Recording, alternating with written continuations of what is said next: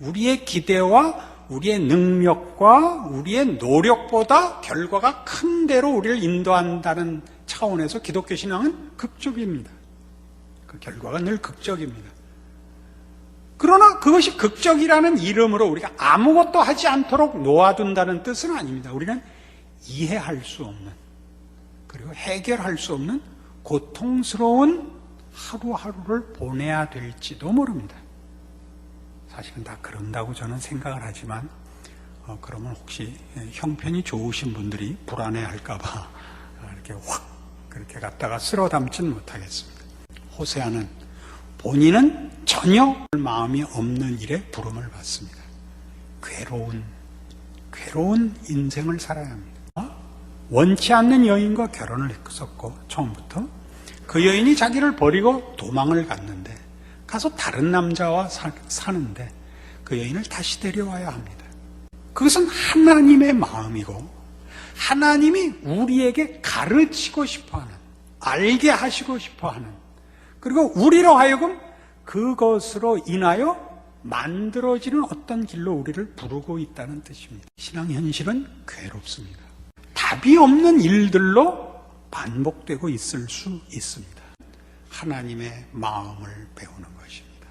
답이 없는 사랑을 하시는 하나님을 배우는 겁니다. 다만 답이 없는 대로 끝내지 않기로 작정하시는 무시무시한 하나님을 배우는 겁니다. 답이 없는 현실 속에서 하나님의 사랑을 배우십시오.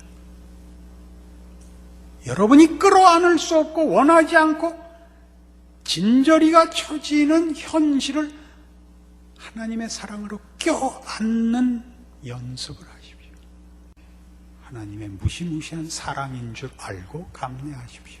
하나님이 화를 내시는데 참여하시고, 화로 끝나지 않는, 분노로 끝나지 않는 그 분노가 사랑으로 결과되기까지 그 분노로 만족하시지 않는 하나님의 거룩하심에 참여하시고 그 마음을 여러분에게 확인시키시고 채우시는 하나님을 만나십시오. 예수님이 우리를 위하여 십자가에 죽었다. 뻔뻔스럽게들 자랑합니다. 하나님이 어떤 분노와 저주를 퍼부어 나를 사랑했는지 우리는 다 모르는 셈입니다.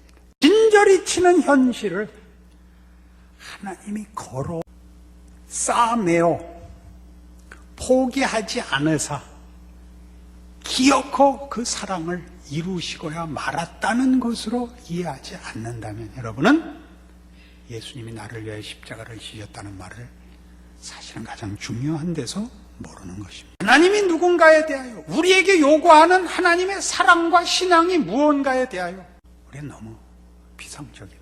현실이 하나님보다 늘 큽니다. 하나님 되시기 위하여 오늘의 현실을 요구하고 있다는 사실을 깜빡합니다. 신앙이라는 이름으로 현실에서 도피하지 마십시오. 신앙이라는 이름으로 손잡고 기도만 하고 있는 것이 신앙이 아닙니다. 우리를 항복시키고 알게 하시고 거룩하게 하시기 위한 하나님의 포기하지 않는 사랑의 인도요 과정이라는 것 기억하셔야 됩니다. 이 이해가 없다면 우리는 모두 하나님께 주문을 거는 사람에 불과할 것.